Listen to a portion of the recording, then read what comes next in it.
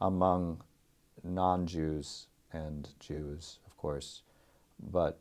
speaking specifically about non-Jews in countries like Poland and Germany, I think there's a really deep feeling among many people that a very vital part of their culture is missing, and they have very strong feeling, many of them, that they need to understand more about what was and what is and what could have been and what could be. So I think that that's a